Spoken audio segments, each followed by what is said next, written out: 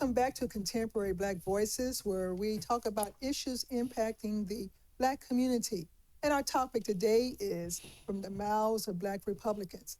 So I want to make a correction here. I've been calling U.S. Representative Byron Donalds, Byron Daniels. And so I just want to make sure that his name is Byron Donalds. So as we get close to concluding this segment of the show, um, how do we, you keep talking about we need a leader. Yes. We need a leader. And so who would you think would be the leader who can shut all these folks down? Um, right now, the only people that have the leadership capabilities in my mind right now would be the Nation of Islam. And before any of you really send me comments and so forth about why you don't see that as a possibility, I think they probably need to have maybe even another division. But we do need to have some guidelines for how we conduct ourselves.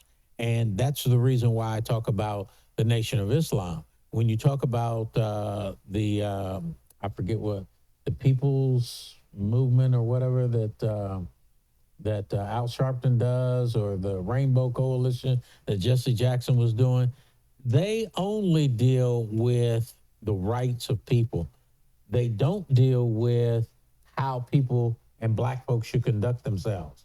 And when you look at the Nation of Islam and how they have conducted themselves, I think it's to be commendable. And how they've taken some people and rehabilitated them, I think is commendable. So we need some rehabilitation ourselves in general, and we need some guidelines for what is going to be acceptable and what's not. Once we have those things, I think, in place, then we're going to be able to have reprimands of people like Byron Daniel Donalds. Donalds.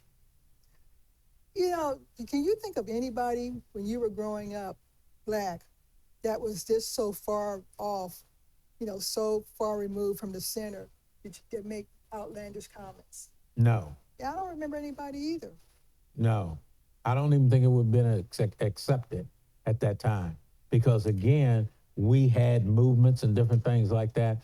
Those people would come out and either chastise them either in public, or they would chastise them behind closed doors, but it would be squashed very quickly. And that's what's not in today's presence right now. So those Black pastors who went up to Washington, D.C. to pray with Trump, was it more for a reality show effect, or do you think they really talked about him, talked to him about how he's impacting the Black community?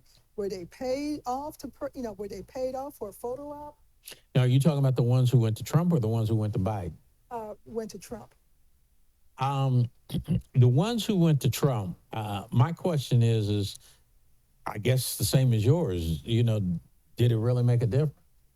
I don't see him saying anything different. When you look at his personality, everyone should be able to see that he is not going to change. He is not going to support what we need or want to be supported. He's putting people in the Supreme Court who can change things like Roe v. Wade and the different things that has been going on in the court. He's putting people there in positions, or was putting people in positions where they can put their foot on our neck. We don't need that any longer. We need people who will at least listen to us. I mean, we just went to, as you said, the Juneteenth breakfast. Juneteenth holiday became enacted because of Joe Biden. You got some of these college students who are getting their loans either reduced or erased because of Joe Biden.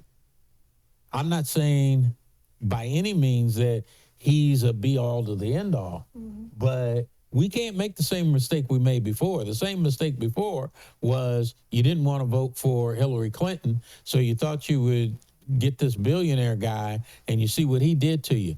Now you've got a chance to correct that again. And the worst mistake in my mind to make is the same mistake twice. So don't make that same mistake twice. So as we get ready to get close to wrapping up, one of the things that I would like to everybody to consider is what legacy is being left to your children when you have the Tim Scotts, the Byron Donalds, the Candace Owens, and Clarence Thomases running buck wild in the community? What are we leaving what are they leaving our children, forcing our legacy to look like? And I think that's a good thing to talk about, because they are the ones who are getting the camera, the spots on the news, and to be able to see these things that are happening. In my opinion, if you don't want your kids to be like them, then we've got to put new people, leadership, majority. The Democrats have to put somebody in place to be able to make sure to counteract that, because otherwise we're going to have a lot more Byron Donalds. Yeah, because if you start thinking about it, to get in those positions that they're in, there's a lot of smiling and cheesing and, almost buck dancing, if you will, being done to get that airtime. Every time you see Tim Scott, he's smiling like he won the lotto. Byron Donalds, he is smiling like he's going to win something. You got all these black folks who have these again, Uncle Ruckus' smiles on their face, trying to become, jockeying to be, in this case, vice president. I'm going to say vice principal, vice president. Then you got Candace Owens. Well, she kind of got kicked to the curb by the white folks, okay? So it's going to be interesting to see how far is she going to take it. She's going to take it far to get back in to the group. Well, as we wrap up, I'm trying to figure out what we're going to do about these guys and the comments that they're making, and how do we make sure that it goes no further. I don't know how we do that, but we sure need to figure it out. We need to be speaking out more. We need to be speaking out more. And in their case, Tim Scott, Byron Donalds, they need to be voted out. And we need to help them get voted out. That's right. That's why I said vote that straight ticket, that all Democrats. In Texas, where I'm at right now, you cannot anymore. They used to have where you can vote the one vote and do all straight ticket, but they don't have that anymore. You got to go down the ballot, choose all the D's, and vote for all the D's all the way down. Even if the D right now is bad, you got to get the Republicans out of there, period. Yeah.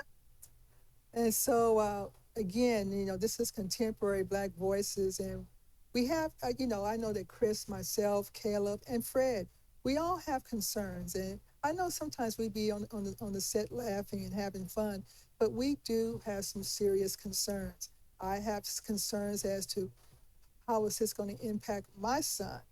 I know you have your kids as well. Caleb has kids who are graduating from high school. How is this going to impact his children? Fred has grandkids. How's this going to impact his grandkids?